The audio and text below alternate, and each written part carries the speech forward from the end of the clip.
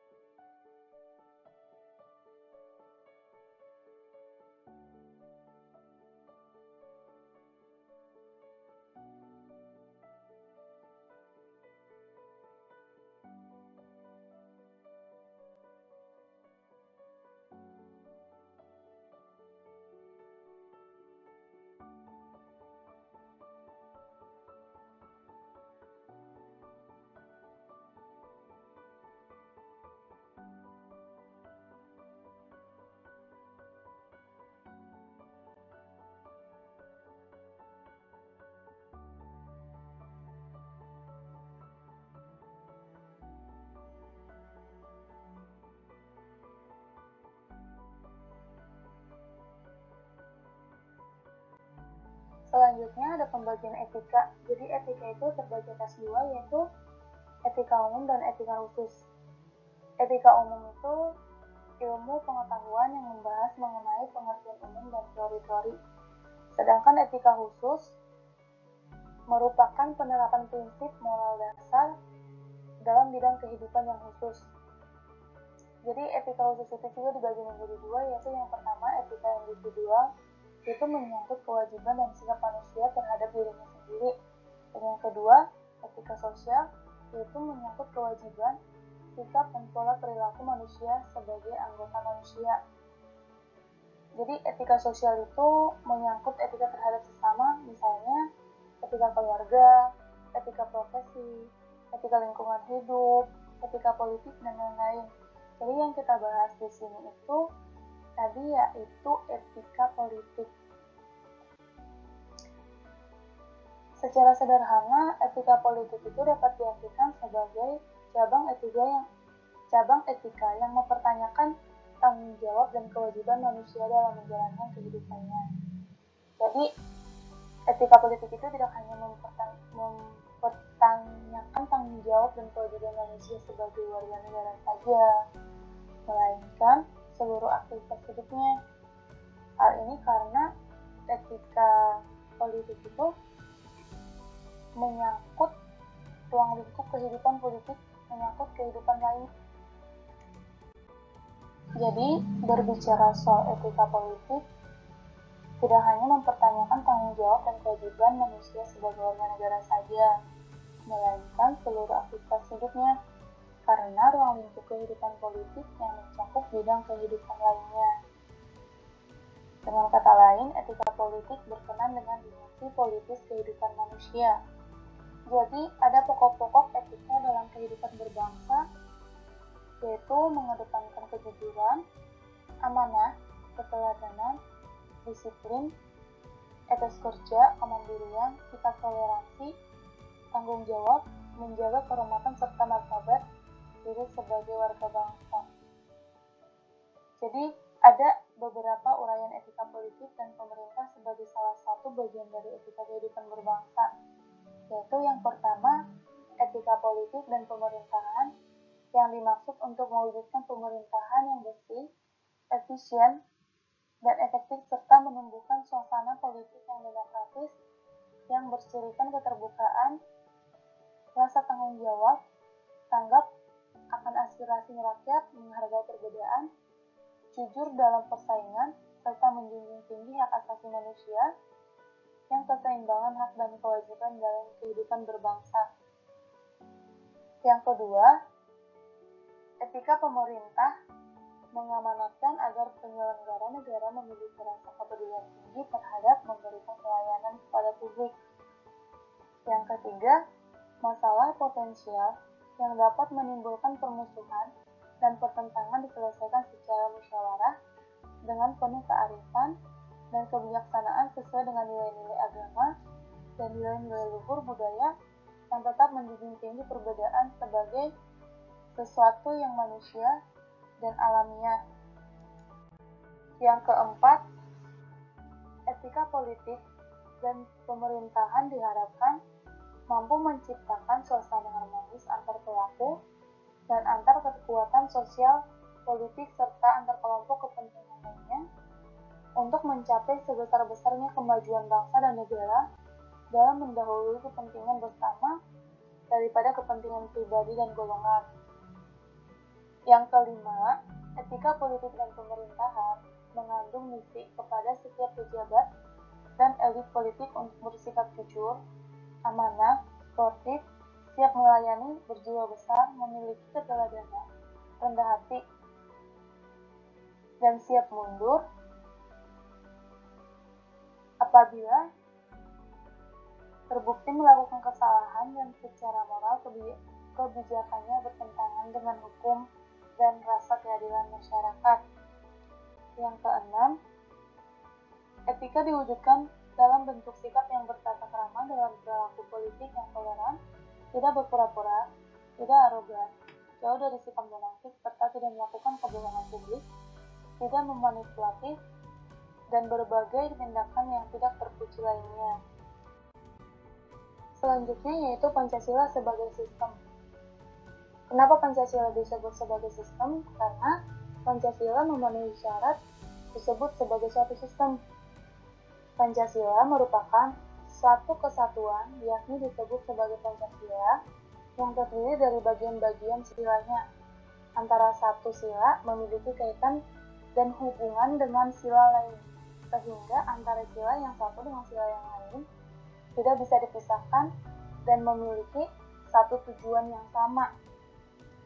Jadi satu sila dengan sila yang lain itu saling terikat yang mempunyai satu tujuan yang sama, seperti itu.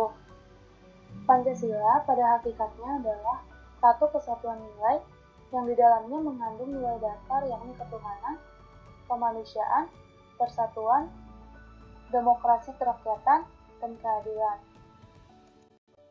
Nah, di sini ada etika yang dijiwai nilai-nilai sila Pancasila, yang merupakan etika Pancasila yaitu yang pertama, ketuhanan yang Maha Esa, merupakan etika yang berlandaskan pada kepercayaan dan ketakwaan kepada Tuhan yang Maha Esa. Nah, yang kedua, kemanusiaan yang adil dan beradab, merupakan etika yang menjunjung tinggi nilai-nilai kemanusiaan. Yang ketiga, persatuan Indonesia, merupakan etika yang menempatkan persatuan, serta kepentingan dan keselamatan bangsa dan negara di atas kepentingan pribadi dan golongan. Yang keempat, kerakyatan yang dipimpin oleh hikmat kebijaksanaan dalam permusyawaratan dan perwakilan, merupakan etika yang menghargai kedudukan, hak dan kewajiban warga masyarakat atau warga negara, sehingga tidak memaksakan pendapat dan kehendak kepada orang lain. Nah, yang terakhir, yang kelima, yaitu keadilan sosial bagi seluruh rakyat Indonesia, merupakan etika yang menuntun manusia untuk mengembangkan sikap adil terhadap sesama manusia, mengembangkan perbuatan-perbuatan yang luhur, yang mencerminkan sikap dan suasana kekeluargaan dan kerjasama. Nah, jadi Pancasila bagi bangsa Indonesia itu merupakan sistem etika. Artinya, kita harus dapat membedakan antara yang halal dan yang haram, antara yang boleh dilakukan sama yang tidak boleh dilakukan. Dalam arti manusia Indonesia sebagai warga negara Indonesia harus mempunyai kesadaran pada diri sendiri bila berhadapan dengan perbuatan baik atau buruk. Dan Pancasila juga bisa dijadikan tolak ukur suatu perbuatan manusia sebagaimana manusia itu manusia yang baik atau yang buruk dengan pedoman moral langsung yang bersifat objektif dan subjektif, dan yang berpedoman moral tidak langsung yang mendalami dari ilahi. Dan di sini terdapat beberapa aliran pedoman moral langsung objektif yang dijelaskan oleh Setiarja tahun 2002, dikutip oleh Adnan tahun 2003. Diantaranya adalah yang pertama, pedoman moral langsung objektif adalah adat. Yang kedua, pedoman moral langsung objektif adalah hukum negara. Yang ketiga, sumber dan pedoman moral objektif adalah pendapat atau pendirian masyarakat. Yang keempat, pedoman moral langsung objektif adalah perintah atau kehendak Tuhan. Dan Setiarja juga menjelaskan pedoman moral langsung objektif ini harus memenuhi kriteria sebagai berikut. Yang pertama, memberi aturan-aturan moral yang sama untuk semua orang. Yang kedua, harus tetap atau tidak berubah-ubah dan harus dapat dipergunakan dalam kasus apapun.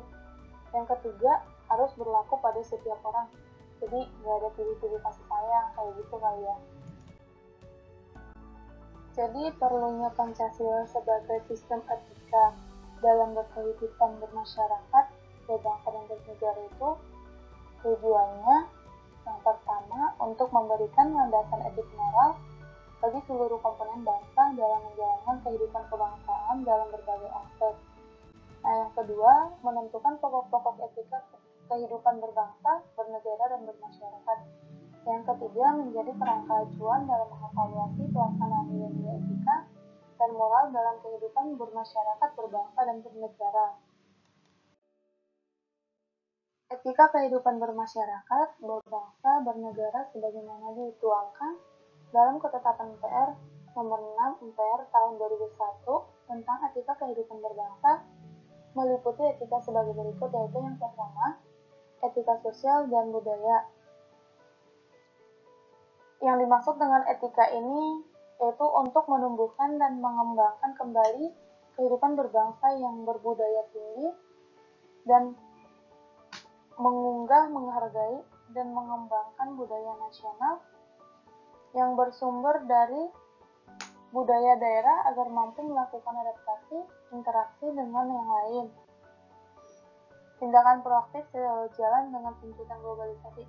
Jadi untuk itu diperlukan penghayatan dan pengamalan agama yang benar, kemampuan beradaptasi, pertahanan, kreativitas budaya dari masyarakatnya. Jadi untuk itu etika sosial dan budaya itu perlu menumbuh kembangkan kembali budaya seperti rasa malu, yakni malu berbuat untuk kejahatan, malu untuk bertentangan dengan nilai-nilai moral, nilai luhur budaya bangsa. Jadi kita harus tetap menghargai gitu, harus tetap bisa saling mencintai, saling menolong satu sama lain gitu, tanpa harus memandang ras sukunya. Yang kedua, etika politik dan pemerintahan. Yang dimaksud di sini untuk mewujudkan pemerintahan yang bersih, yang efektif, menumbuhkan suasana politik yang demokratis, yang bercirikan keterbukaan, mempunyai rasa tanggung jawab, menghargai perbedaan, itu dalam persaingan. Jadi, etika pemerintahan mengamanatkan agar penyelenggara negara memiliki rasa kepedulian yang tinggi terhadap memberikan pelayanan kepada publik.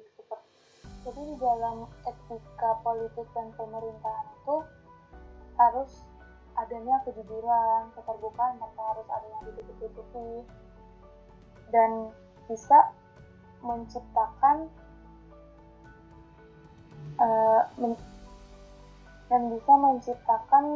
keteladanan bagi masyarakatnya. Dan di dalam etika politik dan pemerintahan itu harus diutamakan kemajuan bersama dan mengalahkan kepentingan pribadi. Terus selanjutnya etika ekonomi dan bisnis. Jadi etika ekonomi dan bisnis itu dimaksudkan agar prinsip dan perilaku ekonomi bisnis baik itu perorangan ataupun institusi dalam bidang ekonomi dapat melahirkan kondisi yang sebenarnya, yang bercirikan persaingan yang jujur, berkeadilan, mendorong perkembangan etos kerja ekonomi, dan menjauhi seperti monopoli, korupsi, dan pada intinya untuk menjauhi bisnis-bisnis yang tidak baik kayak gitu. Nah, terus yang selanjutnya etika penegakan hukum dan keadilan.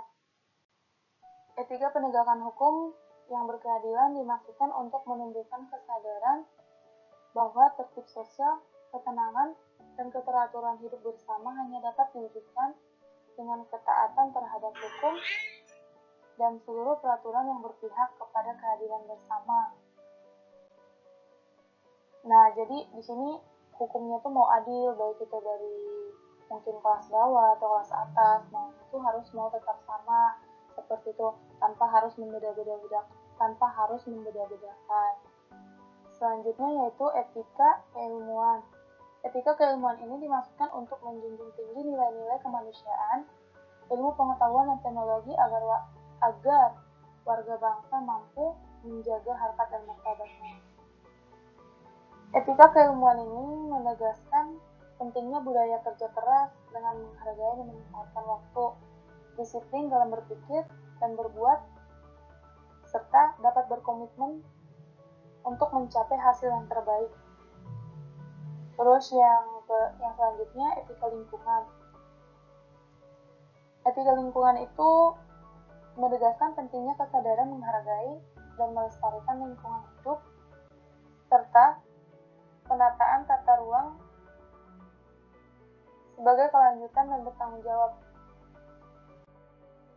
Selanjutnya, sumber historis, sosiologis, dan politik tentang Pancasila sebagai sistem etika.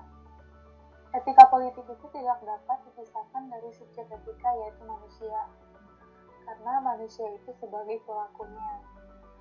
Oleh karena itu, etika politik berkaitan dengan bidang pembahasan moral. Hal ini berdasarkan kenyataan bahwa pengertian moral selalu menunjuk kepada manusia sebagai subjek etika. Jadi, walaupun kedudukan dan sifat manusia selalu berkaitan dengan masyarakat, bangsa, dan negara, etika politik tetap meletakkan dasar fundamental manusia sebagai manusia, bukan sebagai warga masyarakat atau warga negara. Hal ini semakin menegaskan bahwa etika politik mendasarkan suatu kebaikan kepada hakikatnya manusia sebagai makhluk yang beradab dan berbudaya. Selanjutnya, Pancasila sebagai etika politik Indonesia.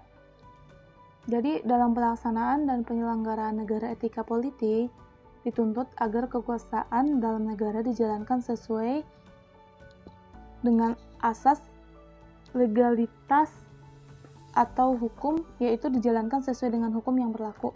Yang kedua,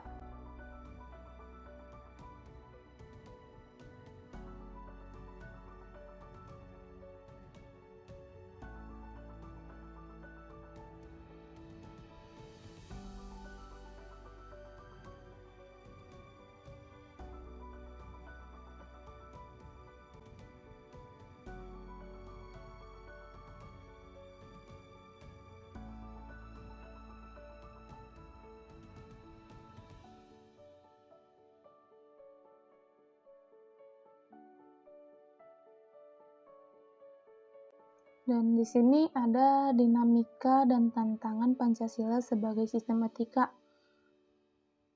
Krisis multidimensi muncul ancaman yang serius terhadap persatuan dan kesatuan bangsa dan terjadinya kemunduran dalam pelaksanaan etika politik.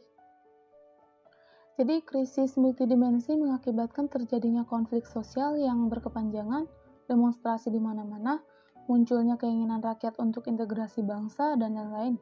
Hal ini akibat dari menurunnya sikap sopan santun dan budi luhur dalam pergaulan sosial, menurunnya tingkat kejujuran dan sikap amanah dalam kehidupan berbangsa, pengabaian terhadap ketentuan hukum dan peraturan yang disebabkan oleh faktor-faktor dan dari dalam maupun dari luar negeri. Jadi di sini ada faktor-faktor yang mengakibatkan terjadinya pengabaian terhadap ketentuan hukum.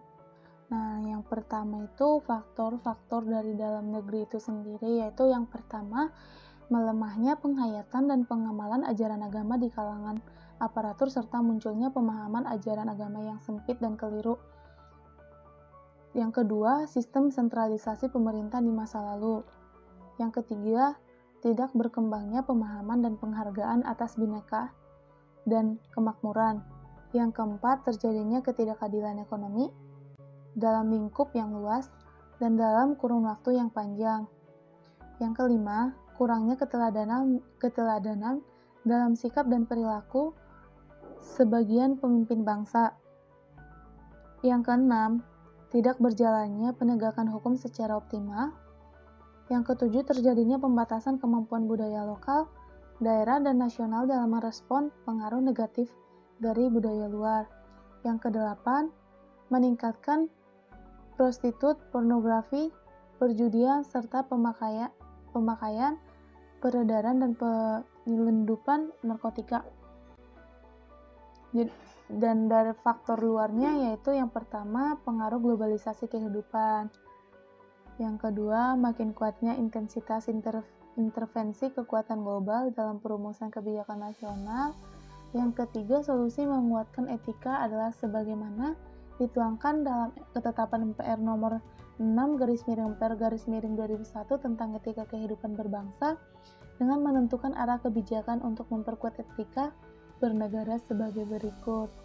Nah, yang keempat, mengaktualisasikan nilai-nilai agama dan budaya luhur bangsa dalam kehidupan pribadi, keluarga, masyarakat, bangsa, dan bernegara. Jadi, ini sangat berpengaruh buat bangsa kita atau enggak buat kita pribadi. Jadi sehingga kita bisa mengabaikan ketentuan hukum yang ada, kayak gitu. Sekian yang bisa sampaikan tentang Pancasila dan etika politik. Jika ada salah kata atau salah penjelasan, saya mohon maaf dan di akhir kata saya ucapkan terima kasih dan selamat belajar.